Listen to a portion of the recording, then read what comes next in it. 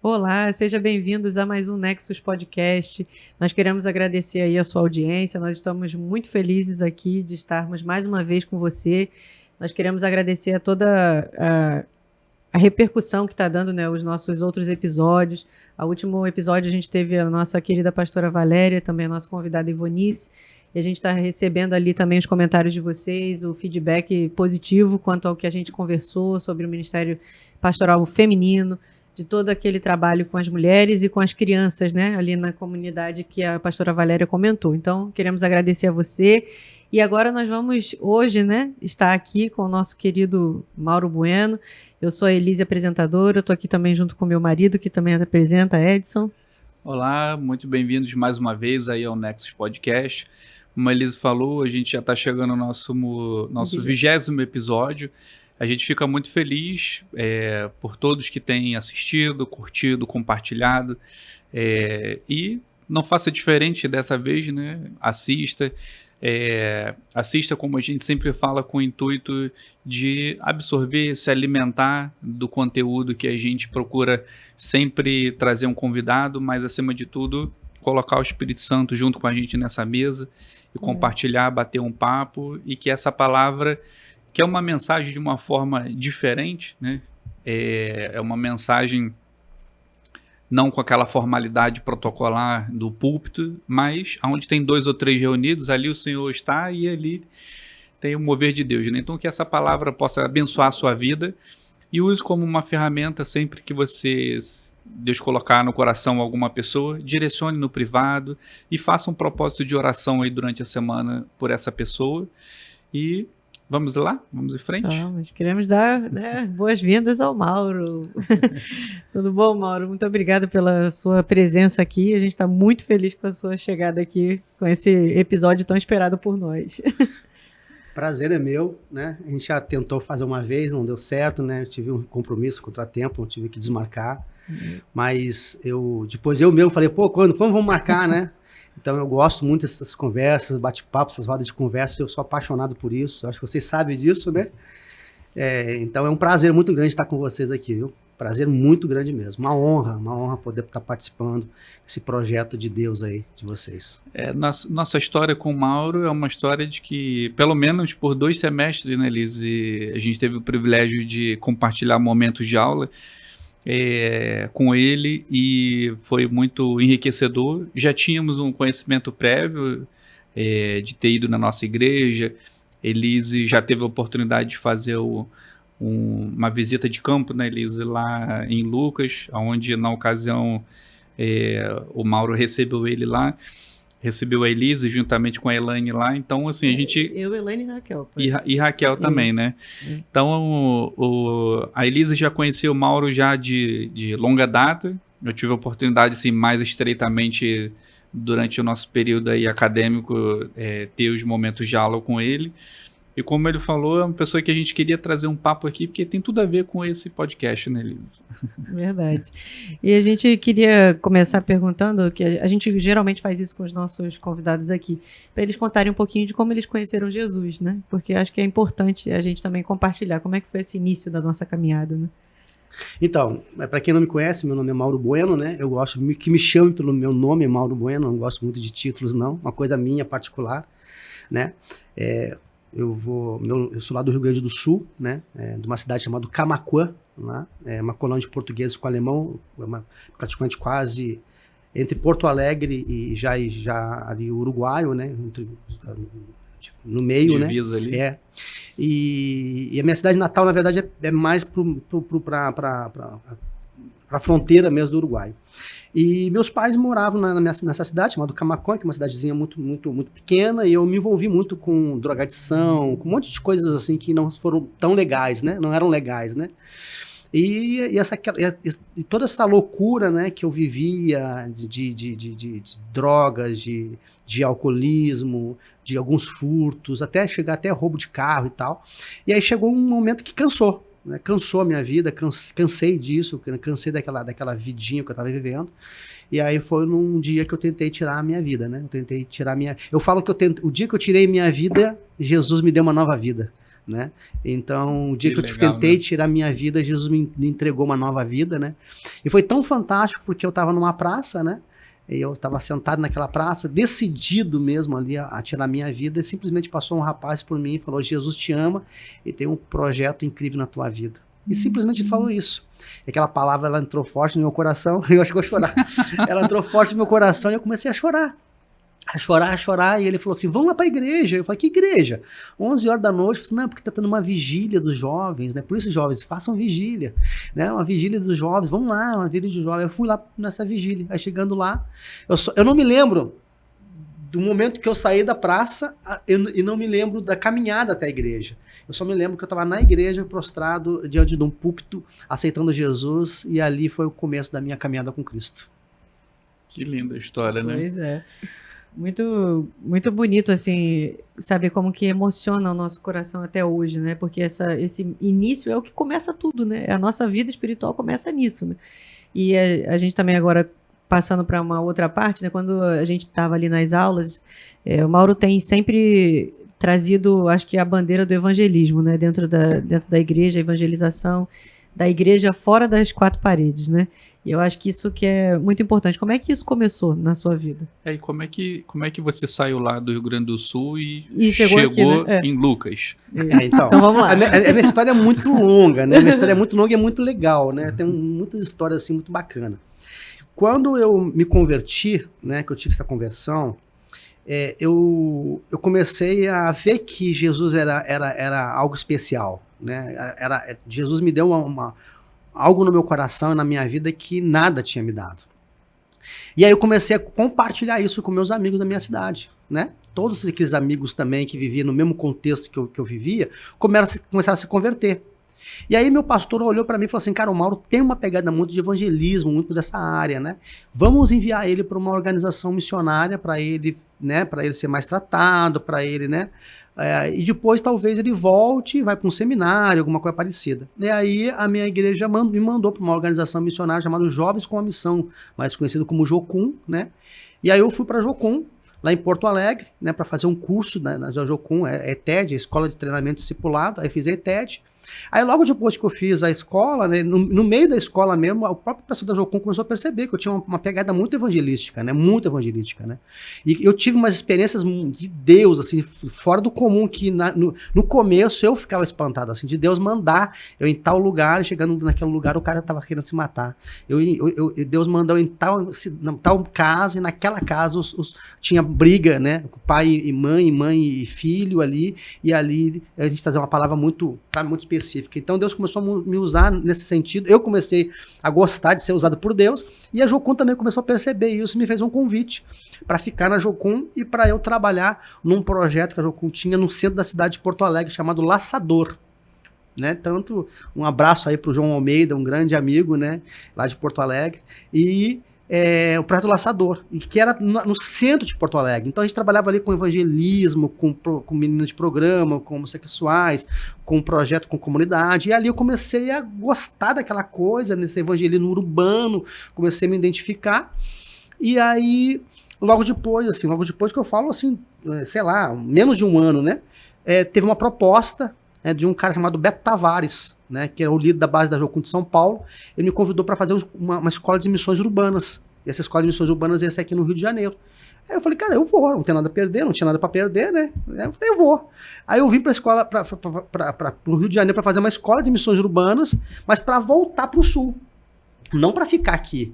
Só que quando eu cheguei aqui no Rio de Janeiro, aí tem outra história, porque a história é muito longa, né? Toda a minha vida tem uma história, né? Só que no meio disso aí, eu ganhei um livro. Né? No meio dessa entre vir para o Rio de Janeiro e aceitar fazer a escola de missões urbanas, eu ganhei um livro.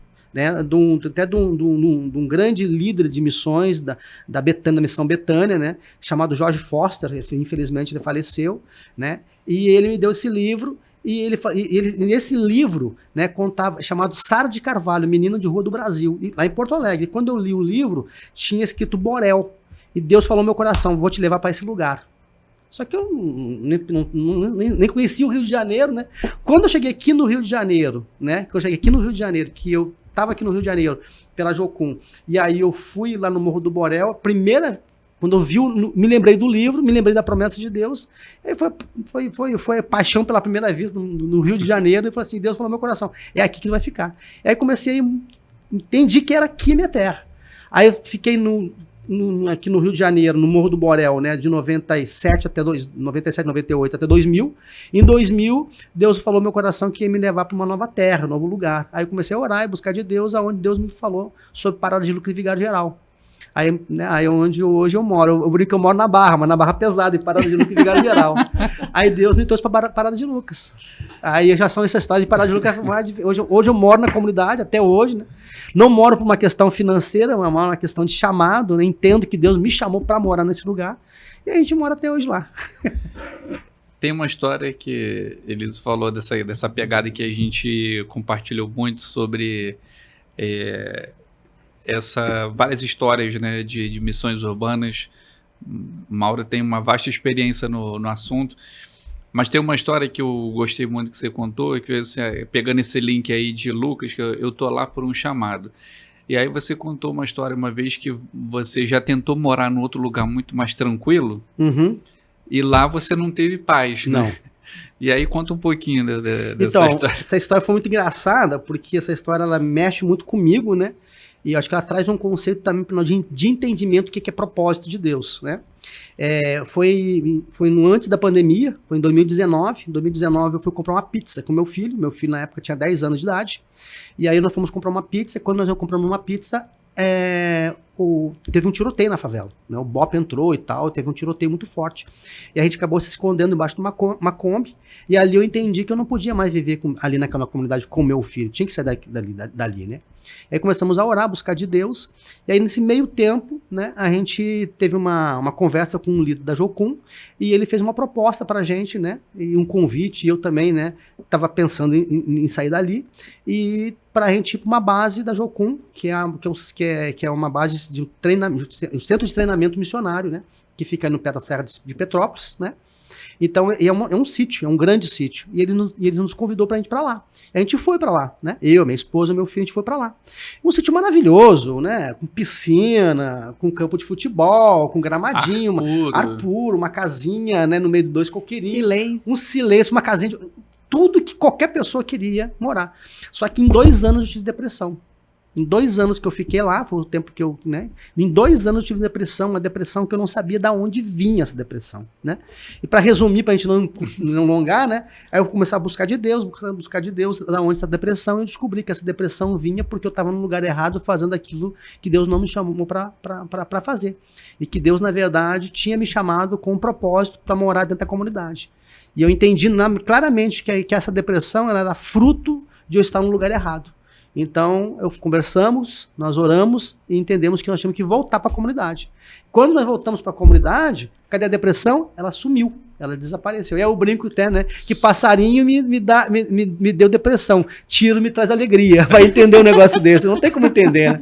Então é a questão de propósito e chamado, né? É o propósito de Deus. Então, Deus falou muito comigo sobre propósito nesses dias, né? Então, porque Deus nos criou com propósito. O meu propósito é morar nesses lugares. O meu propósito é trabalhar com esse povo, né? Com essas tribos, né?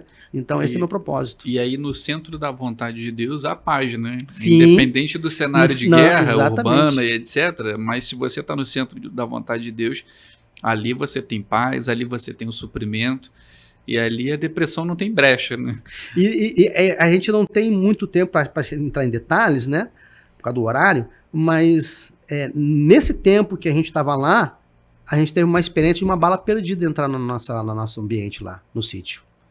E na nossa casa nunca pegou bala perdida nenhuma. E quando pegou essa bala perdida lá no sítio, Deus falou muito comigo. O melhor lugar, o lugar mais seguro de estar é no centro da vontade de Deus. E o lugar mais perigoso de estar é fora da vontade de Deus. Né? Então, se a gente está no centro da vontade de Deus, ali é o melhor lugar de estar. É o lugar mais seguro de estar. Então, a gente nunca teve problema com morar em comunidade. Eu amo morar em comunidade, sou apaixonado por morar em favela. Eu sou eterno favelado. Por isso que no meu Instagram tá assim, urbano meio favelado. Eu queria... sei que a gente vai ter algum papo aqui agora, e eu lembro muito também das aulas da gente falar muito sobre a questão da igreja fora das 4 paredes, né, e o propósito da igreja com a sociedade. E eu queria que você falasse um pouquinho sobre esse papel que a igreja precisa ter e esse olhar para fora das quatro paredes, né? Que é importante. Acho que esse é um assunto importante para a gente trazer para o pessoal que está nos ouvindo. Então, você que está me ouvindo, deixa eu explicar só mais rapidinho para vocês aqui. Eu sou professor, né, de missões urbanas em várias organizações missionárias e também em alguns seminários, inclusive no seminário congregacional, lá no Fluminense, né, onde tive a honra, né, de ter esses dois aqui como alunos. E a minha matéria, eu sempre falo, sempre trago, né, nas minhas aulas, né, sobre missões urbanas e igreja e sociedade. Porque eu entendo que a igreja ela precisa estar conectada com a cidade. Eu sempre falo, né, que o pastor ele tem que entender que ele não tem uma igreja para pastorear.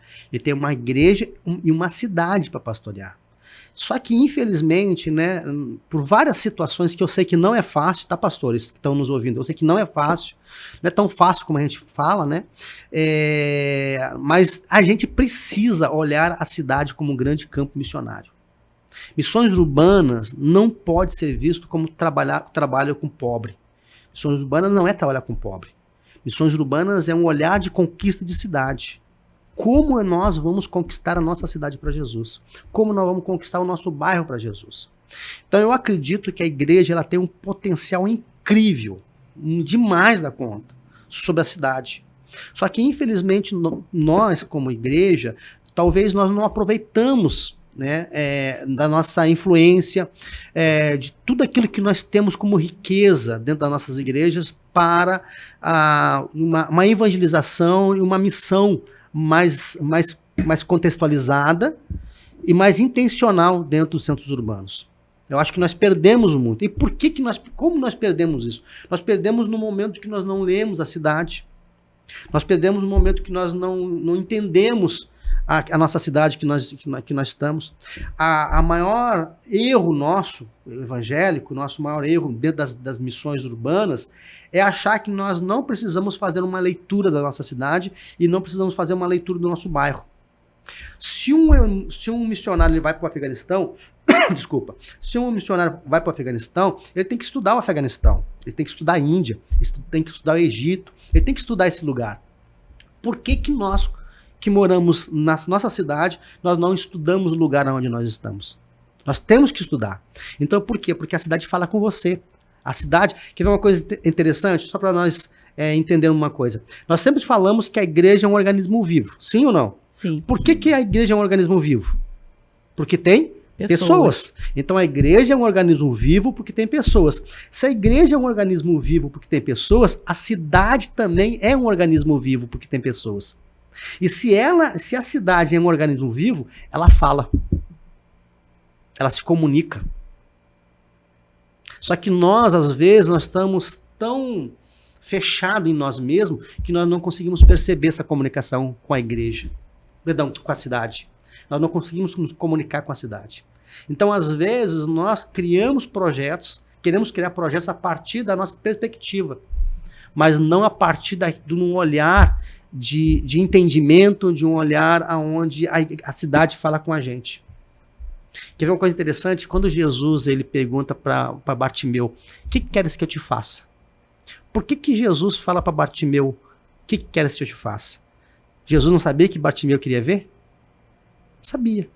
Por que Jesus fez que a resposta dele, né, da necessidade dele tinha que vir de lá para cá e não daqui para lá? Porque às vezes eu posso olhar para você e olhar para o teu esposo e falar assim, teu esposo usa óculos, então você precisa de um óculos, mas talvez você não precisa de um óculos. Então a nossa percepção nunca pode ser daqui para lá, ela tem que ser de lá para cá. Por que a gente foi morar na favela? A gente nunca foi criar projetos, a nossa intenção nunca foi criar projetos para a favela. Eu não fui para a favela para criar projetos. Eu fui para a favela para morar com eles. E através da minha convivência, através do meu relacionamento, através da minha relação com a comunidade, eu descubro o que aquela comunidade precisa. E aí, então, eu desenvolvo projetos segundo aquilo que realmente eles precisam, não a partir de uma percepção só minha. Porque, às vezes, as nossas percepções podem estar até erradas. Então, a igreja ela precisa ter um olhar mais sensível para essa cidade. Ela precisa aprender a ler essa cidade. E dentro dessa leitura, né, eu acho que esse podcast ele tem tudo a ver com o nosso momento enquanto Igreja da Pauliceia, né? A gente programou fazer 3 encontros na igreja, e aqui já vou reforçar o convite, que vai ser logo depois do feriado, né, Elisa? Vai ser 3, 4, 5, é isso a data? 3, 4, 5, logo depois do feriado, a gente vai pegar sexta à noite, sábado, final da tarde para a noite e domingo de manhã. E a igreja vai estar reunida exatamente para a gente se debruçar num exercício de planejamento da igreja. E dentro desse contexto, uma das etapas, né? Uma das etapas é fazer essa leitura da cidade. E nós tivemos, eu e Elisa, enquanto seminaristas, nós tivemos a oportunidade, porque isso faz um paralelo um pouco com a minha profissão. Eu sou enfermeiro, trabalho no ambiente hospitalar, mas a minha função hoje ela é totalmente conectada com essa questão de gerenciar projetos e fazer, a cada final de ano, fazer um planejamento estratégico da companhia e tocar aqueles projetos que saem. Quando você falou isso, eu tive a oportunidade de pregar recentemente na igreja e eu falei exatamente isso. O que muitas das vezes as empresas fazem muito bem, as igrejas não fazem. E o conhecimento, primeiramente, ele é bíblico. Então, a empresa, ninguém abre uma empresa num local sem estudar o local. Uhum. E o propósito daquela empresa ali precisa conversar com a necessidade daquele local. E por que a igreja não faz isso? E eu e Elisa tivemos o privilégio na Igreja Congregacional de Vila Operária, que é a nossa igreja mãe, que a gente tem um profundo carinho do pastor Paulo, que já esteve até aqui com a gente também no podcast. A gente teve a oportunidade de escrever um planejamento voltado para a igreja, com todo o embasamento bíblico e conversando com alguns pontos que a gente aprendeu ali na nossa trajetória e colocamos em prática lá. E agora a gente está trazendo isso para a nossa igreja. E aí, voltando, essa parte da leitura, da gente entender a cidade, né, como que a gente faz essa leitura? E aí a gente vai captando um pouquinho de tudo, né, Liz? A gente escreveu essa estratégia de planejamento e muito veio das suas aulas também. Você nem sabe, mas você tem uma autoria lá. Que bom. E, por exemplo... Alguma coisa serviu. Você serviu nem sabe muito, o tamanho nossa. dos frutos, né? Você só lança a semente e vai. E aí depois, quando você volta, tem uma árvore. Ih, já teve música, teve muita coisa das Mas nossas assim, aulas. o que eu aprendi? O que eu aprendi com essa pessoa aqui que Deus usa profundamente, né? Que dentro dessa leitura da cidade, a gente precisa estar atento às músicas que é entoado na cidade, as pichações que a gente vê nas paredes, a vestimenta que as pessoas usam.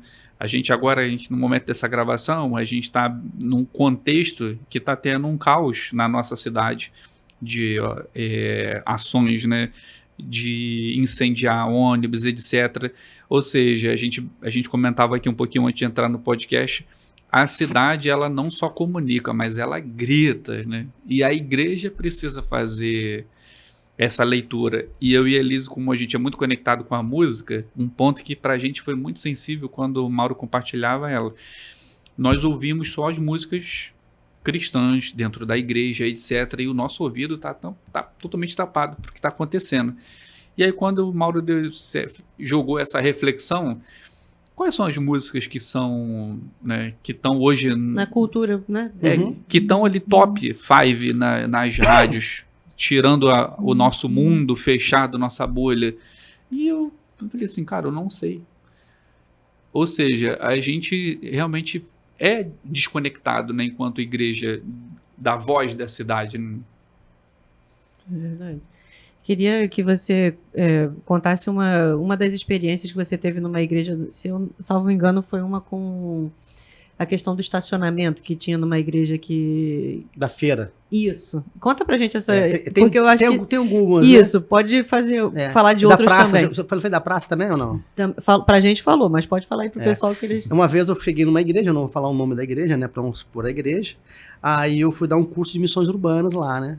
Aí, só que eu sempre vou e sempre eu chego mais cedo, né? Eu cheguei 1 hora mais ou menos mais cedo, né? E fiquei no carro olhando e tal, a igreja, aí depois desci, fui num bar, né, e tudo.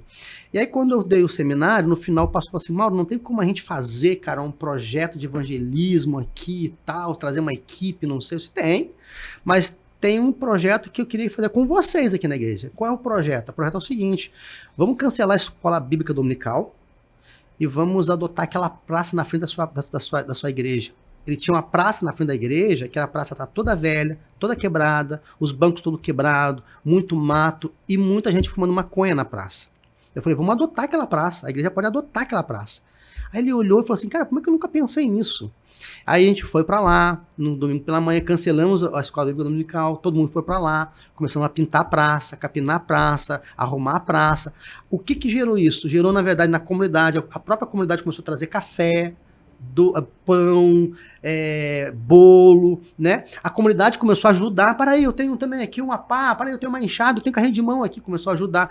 Resumindo, a praça ficou linda, adotaram aquela praça, e aí eu falei, agora pega uma placa, vamos fazer uma placa e botar uma placa nessa praça. Essa praça é adotada pela igreja tal.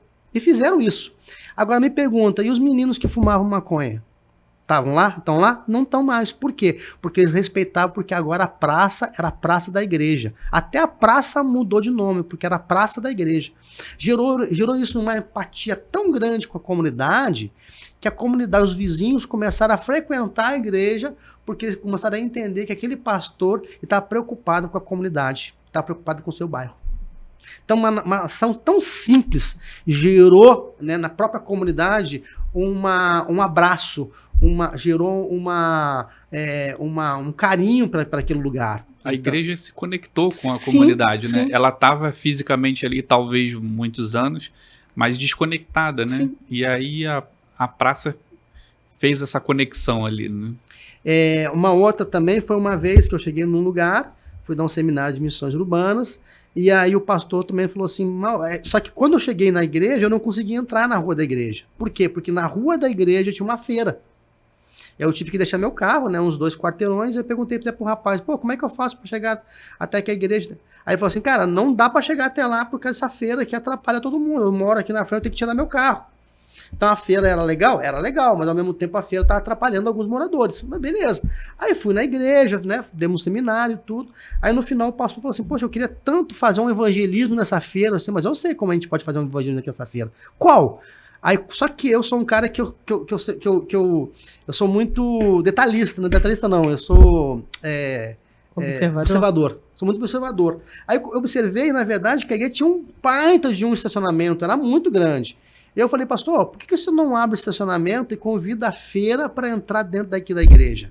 E usa essas dependências da igreja aqui que vocês não estão usando, no sábado pela manhã, para botar essa feira aqui dentro. E assim você traz todo esse público aqui para dentro. Coloca aí umas tendas, faz aí um café, né? Faz um café legal aí para a galera e tal, né? Inventa um projeto, né? Aí, resumindo a história, eles fizeram isso, né? E eles botaram uma cafeteria dentro da igreja, para vender café mesmo, mas aí tinha sempre um irmão que ficava ali, um pessoal que ficava ali, né, evangelizando. Resumindo a história, foi 10. A igreja, na verdade, abraçou a feira, o pessoal da feira gostou demais, começaram até a ajudar os irmãos da igreja, porque tudo que sobrava não botava fora, dava para a igreja. A comunidade gostou porque liberou a rua, e todo aquele povo que estava na rua ficou guardando da igreja, o pessoal estava fazendo até louvor lá. Então, às vezes são coisas simples que a gente não aproveita. Eu falo que evangelismo é aproveitar. João capítulo 4, Jesus fala na mulher samaritana, Jesus aproveitou o quê? A água. Simplesmente a água. Então, às vezes, nós temos grandes recursos no dia a dia da nossa cidade e nós não aproveitamos isso na área da evangelização e na área das missões urbanas. E tudo começa, a gente aprendeu também, né, de uma necessidade, né? Eu tenho uma frase que eu gosto, né? Onde tem uma necessidade, existe uma oportunidade. É a frase que eu tiramos 10, hein? Nós passamos na prova do Mauro, então. Onde tem uma oportunidade, onde existe uma necessidade, ali tem uma oportunidade. Onde tem uma necessidade, tem uma oportunidade. Então a gente tem que estar sensível a essas necessidades. Por quê? Porque quando existe uma necessidade, logo de atrás tem uma oportunidade nossa como igreja de ser relevante no lugar onde nós estamos. Ou ser resposta, né, dessa necessidade. seja ela coletiva ou seja ela individual. E aí, quando a gente pensa nas histórias bíblicas de Paulo entrando na cidade e percebendo uma necessidade onde tinha um templo, um Deus desconhecido, e ele conseguia fazer com maestria essa leitura e ter essas sacadas, né? Essa questão inteligente, e ao mesmo tempo que de forma inteligente ele conseguia levar a palavra, ele também conseguia alcançar o coração das pessoas, porque ele conseguia se conectar, né? E quando a gente vai olhando ali as histórias missionárias de Paulo, as viagens missionárias, certo que em alguns lugares ele não foi tão bem recebido, mas se você ler, né, cuidadosamente, você vai ver que aonde ele passava, de alguma forma, ele conseguia se conectar com a cidade e usar o que estava no contexto, usar o que estava em volta. E quando a gente pensa em evangelismo, né, a igreja, você falou num ponto que eu acho que é muito importante. Quando a igreja pensa em evangelizar, e aí a gente tem, às vezes, algumas pessoas que têm esse fervor, né, de a primeira coisa que a pessoa pensa é: vamos para a rua, vamos entregar um panfleto. E aí, qual é a sua percepção dessa questão de você fazer um evangelismo? Não é a melhor palavra, mas vamos dizer assim, avulso. Vamos orar aqui na igreja, vamos sair, vamos na rua, vamos entregar um folheto. Ou o impacto disso, né, enquanto igreja, de você fazer uma ação pontual, e a igreja se dedicar a fazer essa leitura da sociedade e não fazer uma coisa desordenada, entende? Eu acho que a igreja, de uma maneira geral, quando elas têm um ardor por fazer, parece que a gente não consegue sair daquele trivial. Vamos para a praça, pega um violão, vamos entregar um panfleto, não sei o que, e volta. Acho que falta essa conexão. O evangelismo se tornou eventos. Se eu fosse pastor hoje, eu não faria evangelismo. Eu não trabalharia com evangelismo na minha igreja. Pode ser loucura que eu estou falando para você, mas calma que você vai entender. Por quê? Porque o evangelismo se tornou um evento. Vamos para a praça, um evento. Vamos carregar caixa, um evento. Vamos trazer alguém para tocar na praça, um evento. Isso aí na segunda-feira. Acabou. Assim como o evento vai acabar, também vai acabar a consciência que a pessoa precisa evangelizar a todo momento da hora. Se eu fosse pastor de igreja, eu não investiria em eventos evangelísticos. Eu investiria numa mentalidade aonde evangelismo com estilo de vida. Que nós todos, na minha comunidade, nós todos cristãos, temos que falar de Jesus em tempo e fora de tempo. Todo momento. Qualquer momento. Porque não adianta nada eu sair com um monte de gente para evangelizar e botar uma camisa de evangelista e sair para evangelizar, se na segunda-feira acabou. Eu não vou me empenhar ou vou entender que o meu papel dentro de um ônibus também é evangelizar. O evento, ele vai ter não sei se vocês estão conseguindo entender o que eu estou falando. Perfeitamente. O evento acabou. Eu não preciso de um palco, de um violão, não de preciso, uma camisa. Nada disso. Porque se o seu evangelismo se tornar um evento, ele vai ter hora marcada para começar e uma hora para terminar. Se eu trabalhar na minha igreja como evangelismo, com estilo de vida, 24 horas eu não vou perder essa oportunidade. Tanto que eu brinco sempre nos meus seminários, minhas pregações, eu falo o seguinte: nós não temos que ter departamento de evangelismo na nossa igreja, nem departamento de missões. Nós temos que ter uma igreja missionária e uma igreja que evangeliza. Mas é o mal necessário. Então nós temos que ter uma consciência de evangelismo. Aonde eu entendo que na segunda-feira, quando eu estou dentro do ônibus, ali eu posso evangelizar o cara que está do meu lado. Quando eu estou na padaria, ali eu posso evangelizar o cara do meu lado. Quando eu estou no posto de gasolina, ali eu posso evangelizar o cara do meu lado. Essa semana eu fui tomar um café, né, no shopping. Aí estava lá tomando um café no shopping, daqui a pouco mais chegou um rapaz para vender umas balinhas, escondido, porque no shopping não pode vender. Aí eu falei para ele assim: eu compro de você com uma condição. Qual? Senta e vamos tomar um café. Aí ele falou assim: mas eu preciso vender. Senta e vamos tomar um café. Aí ele só porque ele tava vendendo assim: você pode me comprar, porque eu tô passando fome. Eu falei assim: eu vou te ensinar a vender. Aí tinha uma pessoa que me tava me vendo, quer uma coisa? Vou vender para ele. Aí eu me levantei e fui lá vender pro rapaz. Aí ele viu, ele comprou. Assim, ninguém precisa saber que você está passando necessidade. Você tem que vender o teu produto, você está vendendo errado. Quanto tem aí? Aí, sei lá, assim, 50, eu comprei tudo dele. Comprei tudo. Aí ele começou, vai comprar? Eu comprei tudo. Comprei tudo dele. Agora você vai fazer o seguinte, você vai cada mesa e você vai falar assim, Jesus te ama. Esse aqui é um presente de Deus para sua vida. Aí ele foi em cada mesa e as pessoas começaram a ver que eu tinha comprado tudo aquilo ali e tinha dado de presente para ele. Então assim, não precisa, cara, é gostoso demais. Eu amo fazer isso. Esse dia também eu tava jantando num restaurante, chegou um senhor com um monte de coisinha para vender. E eu falei, quanto tem aí? Aí ele falou assim, não sei, então eu quero tudo. Aí eu comprei tudo. Aí eu comecei a dar no restaurante, o pessoal viu, você começou a tirar dinheiro, pô, toma R$5 pra te ajudar, eu sei que você comprou, toma 10.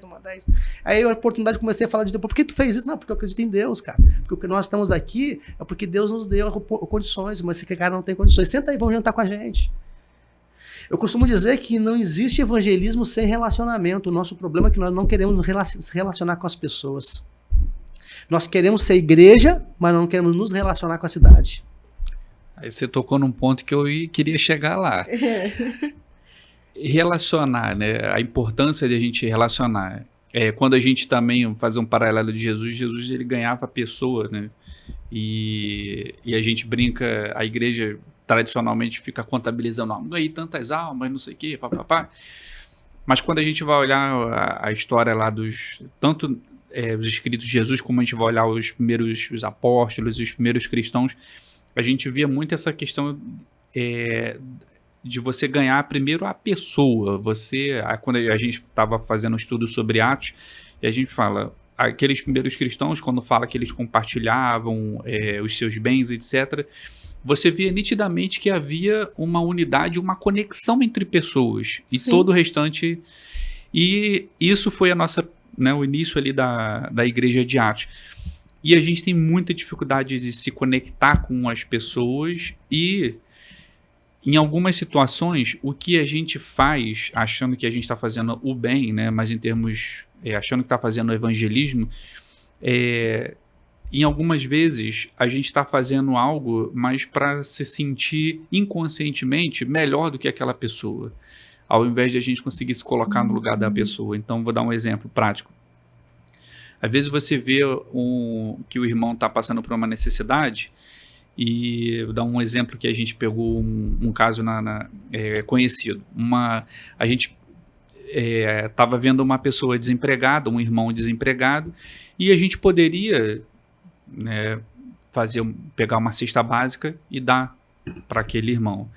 Mas quando a gente orava e pedia um direcionamento de Deus, a gente sentiu a vontade a gente conversou com ele, entender por que ele estava desempregado tanto tempo e tal, e a gente entendeu que ele tinha um potencial para trabalhar como motorista pela habilitação que ele tinha, de ônibus, etc. E a gente pensou assim, cara, me dá os seus dados que eu vou fazer um currículo para você. E aí foi uma colega da igreja também, uma irmã da igreja, pegou os dados, a gente fez o currículo dele e começamos a distribuir para as empresas. E ele foi chamado logo depois para trabalhar como motorista, né? E aí, quando você falou, a primeira ação que a gente tem é de não ouvir, não se envolver, e às vezes a ação que que vem ali como uma primeira opção não, eu vou te dar aqui uma oferta, eu vou pagar uma conta, ou eu vou... E é muito o que a gente está falando, a gente já faz o julgamento do que a pessoa precisa. E muitas das nossas ações tem um pouco ali do nosso inconsciente, do nosso ego, da nossa vaidade, e vou ajudar o meu irmão, mas na verdade parece que o nosso lado humano, ele grita e fala assim, olha, eu entendo a sua situação difícil, mas eu tô aqui e você fica aí. A gente não quer se comprometer. A gente não quer, na verdade, eu não quero saber dos teus problemas. A gente quer criar uma plataforma de evangelismo, onde a gente fala de Jesus para você, mas eu não quero saber nada de você. Teus problemas, os meus problemas são os meus problemas. E a gente não quer se relacionar, porque no momento que eu me relaciono com você, eu vou trazer também os teus problemas para mim. E a gente não quer isso. A igreja, de uma certa forma, não quer isso.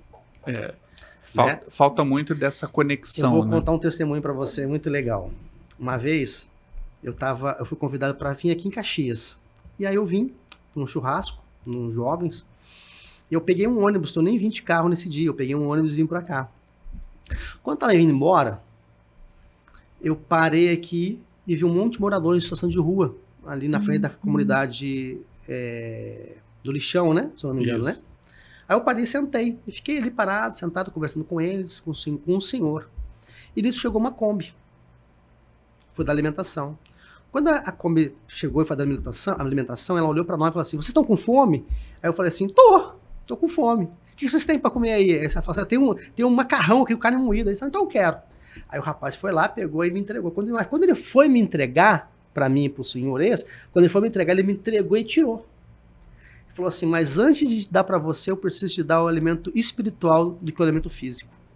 Aí começou a pregar. Aí eu falei, poxa, me dá aqui, deixa a gente comendo, depois você vai falar, não, eu preciso dar o alimento espiritual primeiro para você. Aí falou. Aí falou assim, você precisa aceitar Jesus. Porque se você aceitar Jesus, você vai fazer parte de uma grande família. Você gostei disso. Se você aceitar Jesus, eu vou ser seu irmão. Eu falei assim, rapaz, eu gostei disso, cara. Aí ele falou assim, então tu quer aceitar Jesus? Eu quero. Aí o seu Jorge tá do meu lado, um senhorzinho, né? Seu Jorge, eu e o senhor já vamos aceitar Jesus. Então tá bom, aí aceitamos Jesus. Quando nós terminamos de aceitar Jesus, ele foi entregar quentinha. Aí eu olhei para ele, não, agora eu não quero quentinha. Seu Jorge, arruma as coisas. Aí o seu Jorge falou, o que aconteceu? Não, arruma as coisas. Então, o seu Jorge estava meio bêbado, não entendeu direito o que estava acontecendo, eu ajudando, e uns 3 varão lá, os 3 irmãos, falaram, o que vocês estão fazendo? Ué, você falou para mim que se eu aceitasse Jesus, nós ia ser uma grande família. Você falou para mim que se eu aceitasse Jesus, você ia ser meu irmão. Então, agora eu vou morar na tua casa, eu e o seu Jorge. Aí eu falei assim, não, mas como assim você mora? Não vou morar na tua casa. Mas como assim? Não, então, nós somos irmãos. A partir de agora, se nós somos irmãos, então eu e o senhor vamos morar na tua casa, porque nós somos irmãos. Você não vai deixar o teu irmão morar na rua, vai deixar teu irmão morar na rua. Então, se você é meu irmão, você tem uma responsabilidade comigo. Aí ele falou assim, não, tu não tá entendendo nada. Não, quem não tá entendendo nada é você. Então não vem pregar uma coisa que você não tá disposto a viver. Então não vem falar para mim que nós somos irmãos, porque irmão não deixa o teu irmão na rua. Você não é meu irmão. Aí eu falei pro seu Jorge, você vai pra minha casa. E eu levei pro seu Jorge pra minha casa. Então, às vezes, nós temos a mania de falar uma coisa e não vivemos aquilo que falamos. Queremos pregar uma coisa e não estamos pregando aquilo que nós estamos vivendo. Queria que você falasse também um pouquinho sobre a questão dos reparadores de brechas, né? Que a gente conversou muito sobre Ezequiel. Queria que você falasse um pouquinho sobre esse texto. Nossa, mas aí dá bastante coisa, né? É muito, não vai dar não. Vai dar aula. Só um finalzinho. O Ezequiel capítulo 22, na verdade, ele é praticamente um jornal. Se você vai ler a partir do versículo 22, né? Ezequiel capítulo 21 até o 30, né? Ali vai falando sobre as necessidades da cidade, né? Deixa eu me lembrar o texto que fala direitinho aqui, né? Filho do homem, você que julgará as cidades sanguinárias, que faz abominação, faz ídolos contra si mesmo. Então, todo o texto de Ezequiel capítulo 22, ele vai falando sobre os problemas da cidade, homicídio, adultério, prostituição, enfim, vários problemas que tem ali.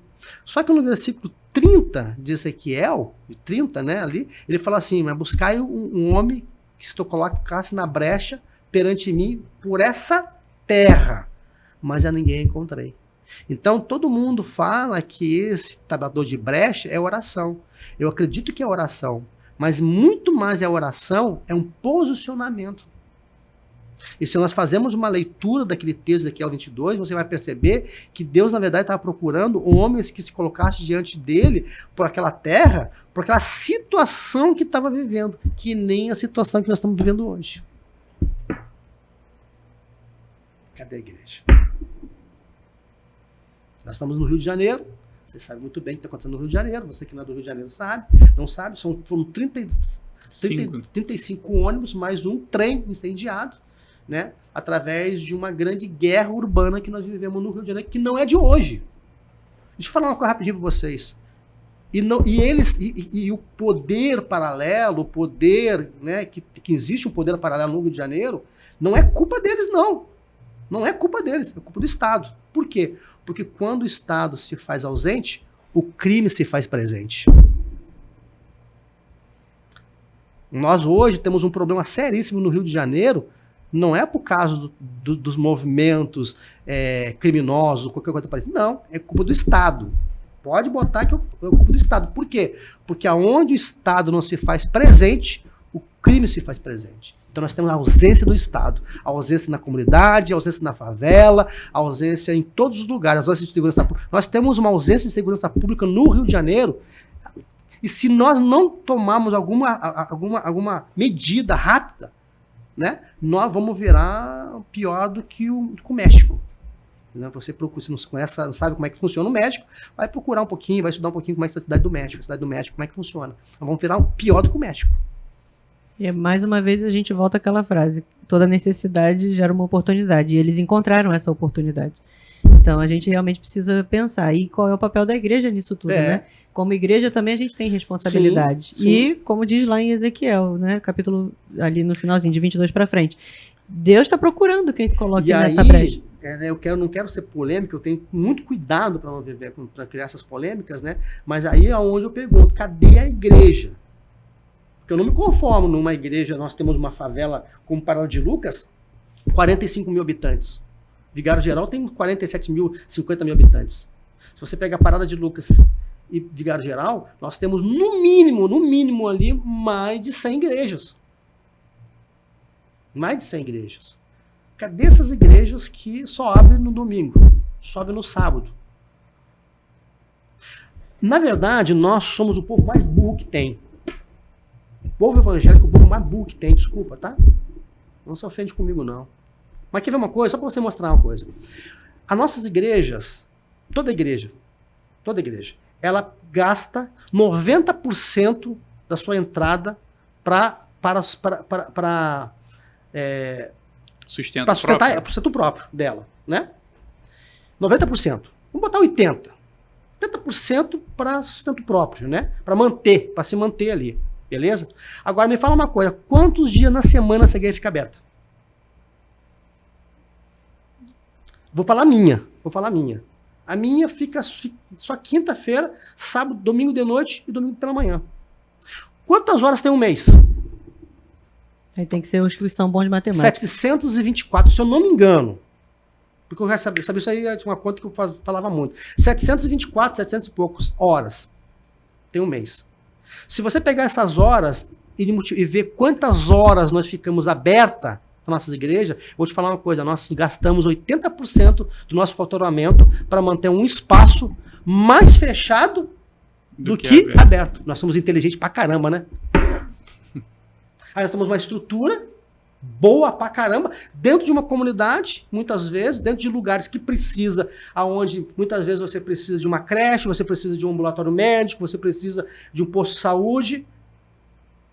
E nós temos esses lugares muito bons, com boa qualidade, com mão de obra, fechado. Pelo menos 99% do tempo fechado. Então nós somos um povo inteligente, nós gastamos 90% do nosso faturamento para manter um espaço de 1% fechado. Sendo otimista. E aí nós queremos ganhar um mundo para Jesus. Muito legal. Até vou tomar uma água. Toma água todo mundo aí, toma uma aguinha. Primeiro... Mas não é coerente? Olha, Mauro, eu não vou me lembrar agora o número, tá? Mas na ocasião que a gente fez esse exercício, no meu caderno lá, eu computei os minutos e fiz essa reflexão, né? Quantas horas tem, quantas horas fica em funcionamento, etc., e dava algo em torno de 0 ponto alguma coisa, não era 1%, era menos de 1%. E realmente a gente precisa refletir, né? No mínimo a gente tem que parar e refletir. Eu posso dizer, também da nossa igreja, a gente tinha uma programação na quarta-feira e uma programação no domingo, manhã e noite. Hoje a igreja, praticamente está funcionando quase que todos os dias, né? A gente está com programação segunda-feira dos Estamos casais. caminhando para aumentar essas horas. É terça-feira, na quinta, acho que quarta não, se eu não me engano, quinta. Sim. Ou seja, ela... Tem na segunda também, porque tem... segunda, terça, quinta, ela dobrou, vamos dizer assim, ainda é pouco, né, proporcionalmente, mas ela, praticamente ela dobrou. E um pouco dessa, vamos dizer assim, desse mover natural que Deus foi conduzindo a igreja, vem com um pouco dessas inquietações para também a gente conseguir alcançar com mais eficiência a comunidade da nossa igreja. E o culto coletivo, ele é importante, ele é fundamental, mas não dá para ter só aquele momento coletivo. Às vezes você tem que ter os momentos com os grupos menores. E a igreja, ela teve esse mover natural e ela começou a ter esses encontros. Mas quando a gente olha, realmente a gente ainda ocupa, assim, se botar 1%, eu estou sendo otimista. Né? Ainda estamos muito abaixo, né, do que deveria. E é importante a gente pensar sobre isso, porque às vezes a gente não tem essas reflexões, né? Não dá nem tempo da gente fazer certas reflexões dentro de um culto público ali. E é por isso que a gente gosta muito dessa questão do podcast para isso, para a gente poder trazer essas reflexões que a gente não para pensar nisso. Vou dar um exemplo, assim, dentro desse contexto, vamos supor que no episódio de Ana, quando ela está lá no templo chorando e aquele momento de clamor, se fosse contemporaneamente, a gente já ia matar no calendário assim, ou era domingo de manhã, ou domingo à noite, ou era um dia específico da semana, porque tradicionalmente as nossas igrejas são os horários de funcionamento. É noturno, dia de semana ou final de semana. Mas já pensou se a nossa igreja está aberta ali 24 horas e uma pessoa numa situação de crise de família, no ato de desespero, ela entende que a igreja é um ponto de referência e ela procura a igreja é o socorro? Eu vou citar só um exemplo. No período da pandemia, nós estávamos com a igreja fechada. E eu tive a missão de um dos cultos que a gente fazia as gravações e jogava no canal da igreja, de trazer a palavra. E uma vizinha nossa entrou na igreja, assistiu a mensagem, ela sabia que a igreja estava fechada, que a igreja não estava tendo programação, mas ela viu a igreja aberta. Deus primeiro incomodou ela de casa, ela pensou assim, a igreja não vai estar fechada, mas ela incomodou, ela entrou, assistiu o culto, e depois que acabou ali a gravação, a gente encerrou, Deus tocou no meu coração de chamar ela e orar por ela. Ela entra, a programação rolando, se eu não me engano, e aí quando a gente chama ela, ora especificamente, ela aceita Jesus, abre um pouco o coração e tal, e ali foi um mover fora das câmeras que Deus fez. Mas quando você falava desse impacto que a igreja tem de estar de porta aberta, porta fechada, quantas pessoas numa situação, num ato de desespero, de um conflito familiar, de uma tentativa de suicídio, não deveria olhar para a nossa igreja com a porta fechada, né? E não tem um contato do pastor, não tem um contato de um irmão, mas olha a igreja ali e vê aquela porta fechada. Nós precisamos refletir sobre isso. Não, com certeza. Eu acho que dá muitas reflexões, né? Eu acho que hoje a gente precisa repensar muitas coisas nas nossas igrejas. Eu me lembro uma vez, complicado a gente falar essas coisas assim, né? Na internet, né? Uma vez eu fiquei pensando, né? Eu vi uma criança chegar no final do culto numa igreja e ele estava desenhando um Sansão. Davi. Pintando Davi. Eu fiquei olhando aquele desenho daquela criança, e aí no outro final de semana eu fui em outra igreja, que eu vou muito pregar em outra igreja.